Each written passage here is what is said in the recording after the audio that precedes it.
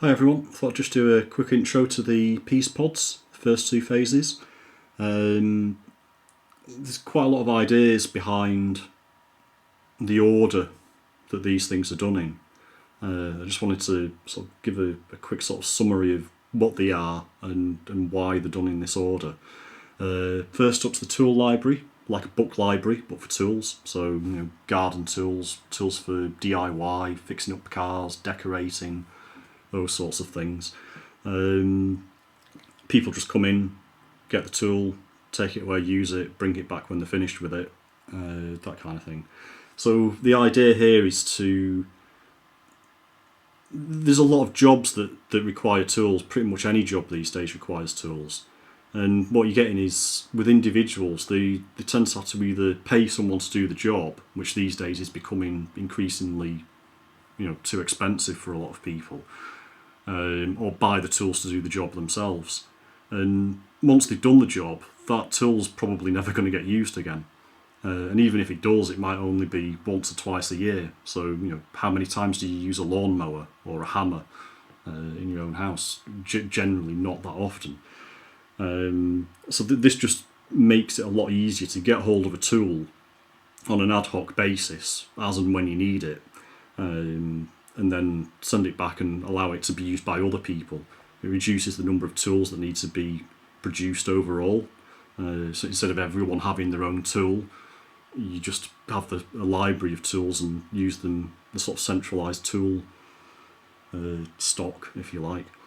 So this could start really small. You can start it in your own house with just a bunch of your own tools and get the sort of like the neighbours using them and that kind of thing.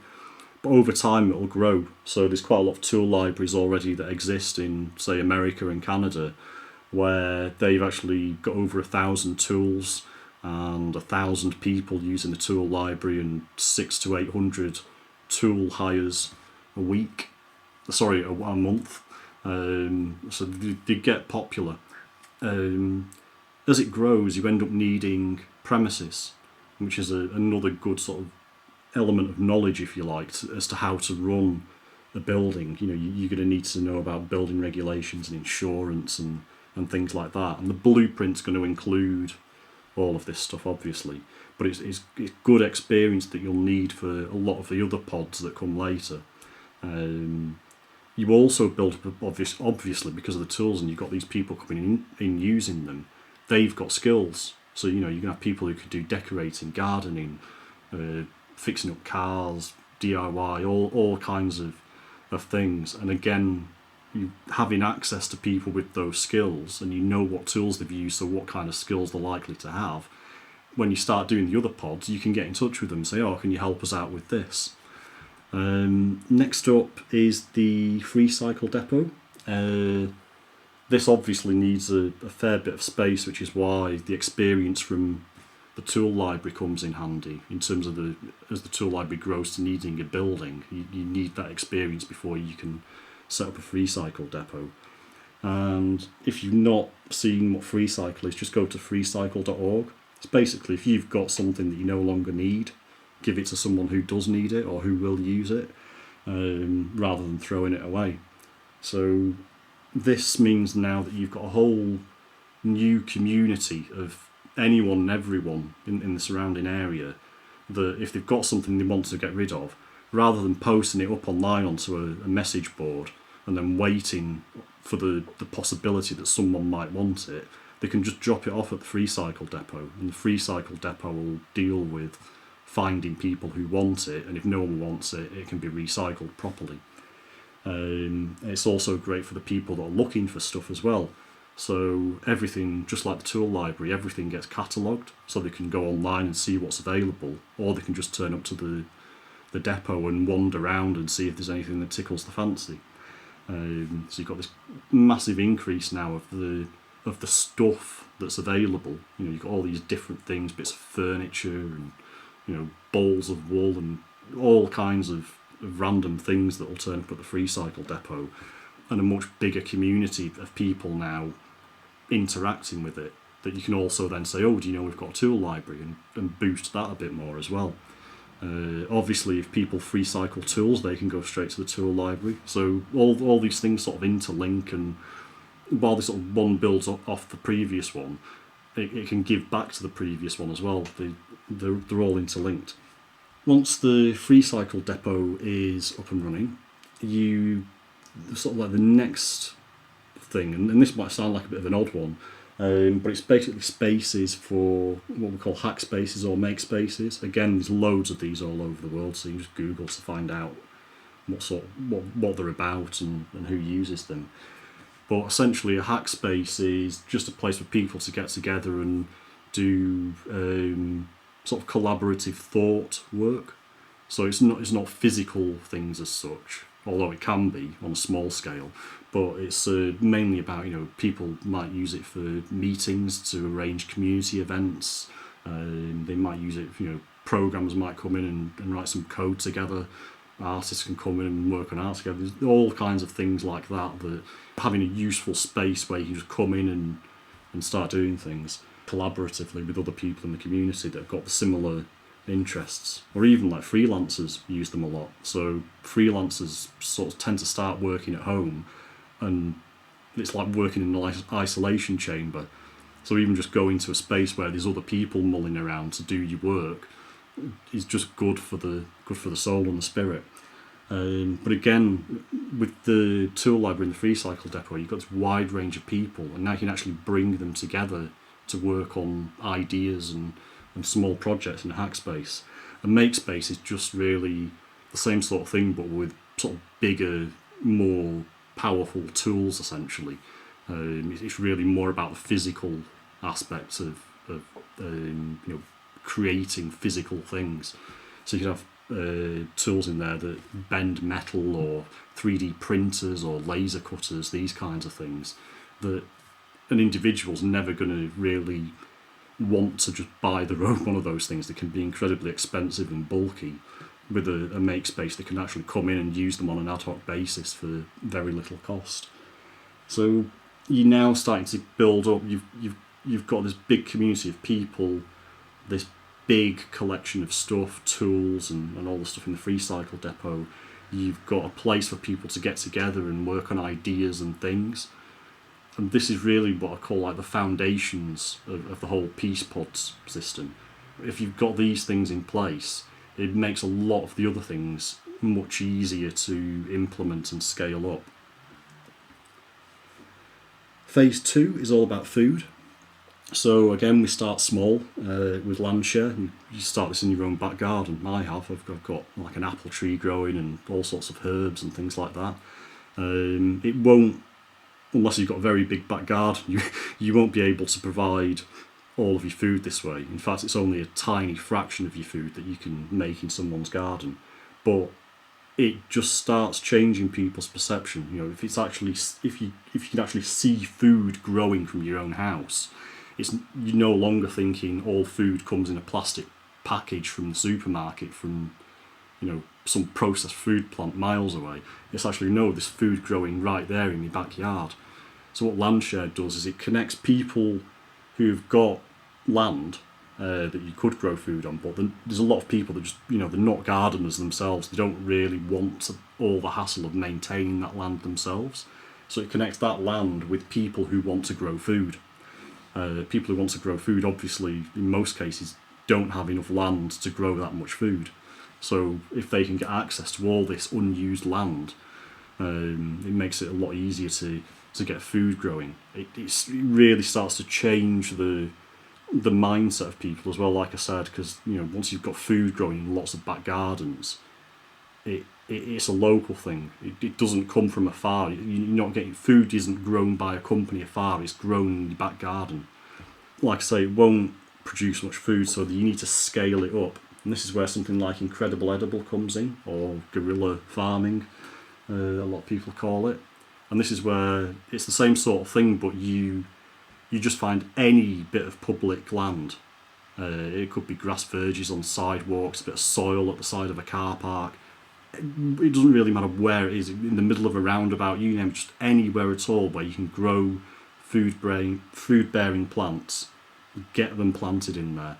the key thing with something like Incredible Edible is they've proved that it can be really beneficial to the community. They've proved that you can get local authorities and government to buy into the idea, even in America.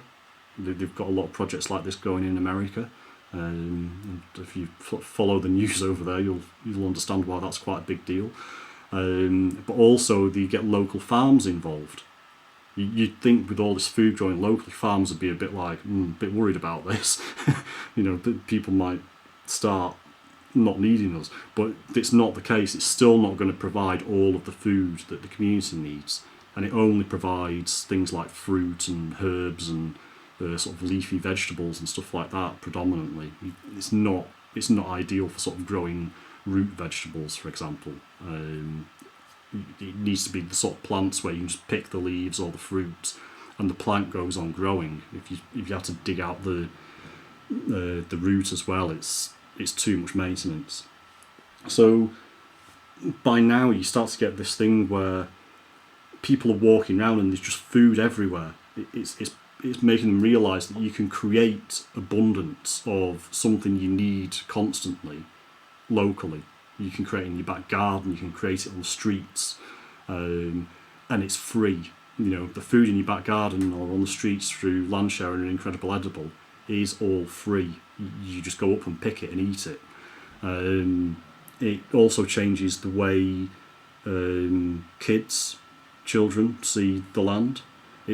And also adults too. You don't get as much sort of vandalism or fly tipping or things like that, because people actually see that land is where I get my food from, and it's free food, and it saves me money, and it's healthier and it tastes better. But it's still not enough to feed the community. So the next stage up from this is growing power. Again, go online and you'll see loads of information about this. It's basically vertical aquaponic farming. So what they do is, on a normal field of land, you're only getting sort of like one, say it's an acre, you can only have 1 acre of food growing on that land.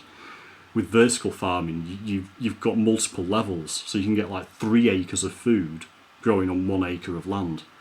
But in addition to this, it's a whole different way of going about the farming process. So it's done indoors, so they make these sort of very rudimentary shelters for the vertical farms, out of glass or wood or bits of sort of plastic sheeting and stuff like that. It doesn't have to be like a physical solid brick building or anything. And they do their own composting. So in the winter, the composting provides enough heat for the food to be grown all year round. You don't suddenly stop producing food at the end of summer. It doesn't matter what the weather's like and all that kind of stuff. Because it's indoor, you don't need any pesticides. You can keep all the pests out. You don't need herbicides because you can keep all the weeds out as well. You don't need fertiliser. Instead of using fertiliser, they have like a big fish tank with a certain type of fish in it that puts nutrients into the water that then go onto the food. The water that runs off the food goes back into the fish type because it's now got all sorts of bacteria in it that the fish eat. Just perfectly natural process. So you've got this loop that's self-sustaining. That also means that in addition to sort of tripling the amount of food you produce, you've now got a load of fish. And the Growing Power site in America, they, on 3 acres of land, produce something like £1 million of food a year, all year round, and 10,000 fish. So you actually feed, that's like proper scale food. And it's also, in many places, what land can be used for is tightly controlled by the government. So if you were to go and say, the ideal would be to create a food forest that's basically permaculture type of thing, the government would often say, no, you're not allowed to do that. We need to reserve this for what in their mind is food, and they don't understand that the food forest provides food. So it's really useful for getting around a lot of the bureaucracy as well and the red tape. So that's it for now. That's basically an overview of the first 2 phases. Is really all about building up a community, making sure you've got the tools, and lots of other stuff, the space to you come up with ideas and work on projects collaboratively, and obviously all the skills and experiences of the people involved in phase 1. And phase 2 is all about changing people's whole perception of food. You know, it's not from the supermarket anymore. It's from the backyard, the streets, the growing power farm down the road. Most of it becomes free, so they're saving money. It's fresher, it tastes better, it's natural. There's no GMOs, there's no pesticides, there's no, all these other horrible things that are used in traditional sort of modern agriculture. So it's setting the tone for everything then that comes. The people have started to realise by the time you've got some of these things up and running, that all this stuff that we've been told in the past isn't actually true. We can create what we need in our own community, and we can do it with far less effort than we've been led to believe, and it costs less, and it's healthier, and it's better, and it's brought the community together. There's less crime and vandalism. You see how it really yanks people out of the old way of doing things. It creates a new story that conflicts with the old stories. So that's really what it's aiming at. There's a whole bunch of other phases after this, like loads of them, everything from water to electricity to transport, communications, education, healthcare, a vast range of other pods that deal with all of these other things, reinventing them, growing from the grassroots where the community creates their own way of providing the services that are needed by that community, and mostly at vastly reduced cost or free. So I'll leave you with that for now. I'm hoping to do sort of a quick video every week, not as long as this one, but I'll just be doing a video roughly every week just to update where things are. I'm obviously setting up a load of online servers, the online radio stations set up but not in use yet, and obviously I'm learning a huge amount of things from all of the different groups and contacting all over the world. So I'll try and do a sort of a weekly update, like a progress report for you. But that's all for now. Thanks.